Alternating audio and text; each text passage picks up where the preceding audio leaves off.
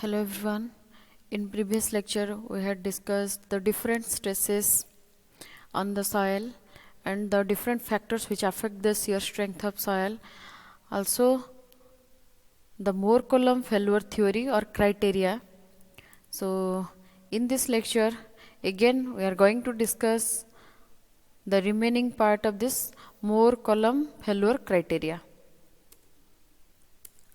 So the shear resistance is a function of normal stress, that is sigma, already discussed in previous lecture, on the failure plane, and it is expressed as tau f or s equal to a function of sigma, where tau f or s equal to shear stress at failure, function of sigma, f sigma equal to function of normal stress.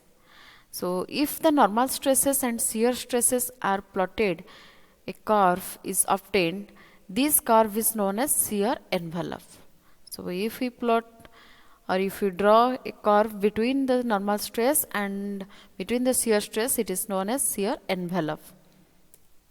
And the column assume the relationship between tau f and sigma as linear and give the following strength equation, that is S equal to C plus sigma tan phi, where S equal to shear stress at failure plane and C equal to cohesion, sigma equal to normal stress, phi equal to angle of internal friction or shearing resistance. So you remember this formula. This is S equal to C plus sigma tan phi. Again phi, angle of internal friction or shearing resistance. So these are the different envelope, like this is the Moore's envelope and this is the Coulomb's envelope. So graphical representation of Coulomb's failure criteria. So depending upon the nature of the soil and shear strength parameters of the soil can be described as cohesive soil, cohesion-less soil or purely cohesive soil. And the shear strength consists of basically of two components, that is cohesion and friction. So these are shows the different strength envelope for three types of soil, like cohesive soil. This is the cohesive soil. This is the sigma, this is the tau. Y axis tau, x axis shows the sigma, and this part in cohesive soil there is some C value, that means C greater than 0, and also so C value, also the phi has some value, so that phi greater than 0, and here this line shows the tau equal to C plus sigma tan phi. And in case of cohesion less soil, C equal to 0, so there is no C value, so that this line starts from here where this angle is a phi, so that here also phi greater than 0, and the line value is tau equal to sigma tan phi. In the third case, purely cohesive soil, that means here also some C value. So this is the C value, and here phi equal to 0.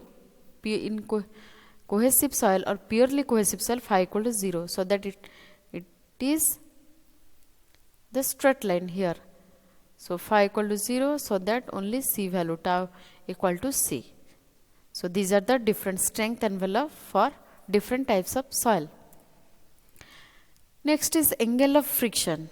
So angle of friction, that is phi, is the angle from between surface texture of the two coincident particles which try to resist their sliding against one another. And angle of friction is a way to measure, or it is a way to measure the friction between two surfaces and also the ability of a unit soil to withstand a shear stress. And again we can also describe like this: it is a measure between normal stress sigma and shear stress tau, that means attained when failure just occurs in responses to shearing stress. So this is known as angle of friction. Next is methods of determining shear strength parameters.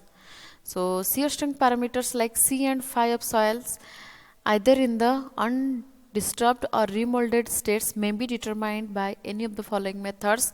The methods are direct or box shear test, triaxial compression test, unconfined compression test, or unconfined compression test. Next is Venn shear test. So these four tests are available methods are available for determining the shear strength parameters. So let us discuss one by one. So first is the direct or box shear test. Direct shear test. So first we will discuss about this theoretical part. After that we will discuss the total procedure of the test, and this is a important, this question in maximum time it comes in your exam as a long question, a 10-mark question. So remember this test, direct shear test. So the concept of direct shear is simple and mostly recommended for granular soils, and sometimes on soils containing some cohesive soil content. So the test is carried out on either undisturbed samples or remolded samples. We can carry it out in both the cases or both the samples. And to facilitate the remolding purpose, a soil sample may be compacted at optimum moisture content in a compaction mold. Then specimen for the direct shear test could be obtained using the correct cutter provided. So this is all about the direct shear test. Alternatively, sand sample can be placed in a dry state at a required density in the assembled shear box. So a normal load is applied to the specimen and the specimen is sheared across the predetermined horizontal plane between the two halves of the shear box. And the measurements of shear load, shear displacement and normal displacements are recorded by using different dial gauges. So basically in this test we have to measure the shear load, how much load we applied or at what load the shear displacement occurs, and the shear displacement of the soil sample and the normal displacement. So basically three things we have to record in this test, and the test is repeated for two or more identical specimens under different normal loads.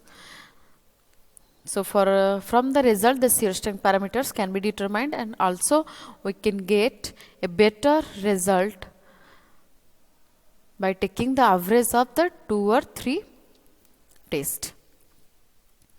So this is the total arrangement of the direct shear test. This is the dial gauge. Everything is shown here in this figure. There is mortar, dial gauge, porous stones, soil sample in split brass box. So this is the total arrangement of this test.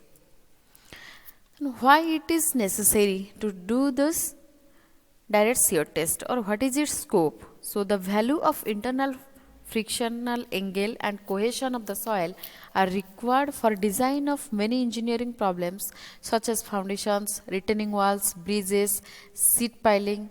So to design these types of construction, it is necessary for you to know the value of angle of internal friction and the value of cohesion. So that it is necessary to know this direct shear test, to do this test, and direct shear test can predict these parameters quickly.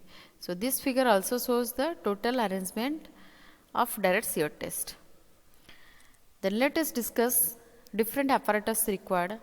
First is the direct shear box apparatus and loading frame where a motor is attached, 2 dial gauges, proving ring, weighing balance with accuracy of 0.01 gram.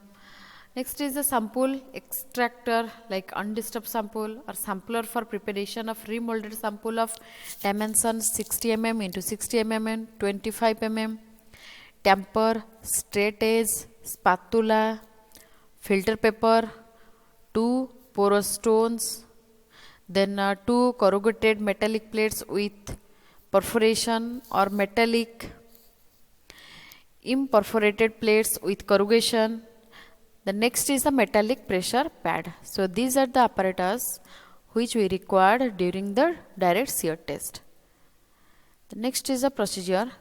So in next lecture we will discuss the procedure clearly. So for this lecture this much. Thank you.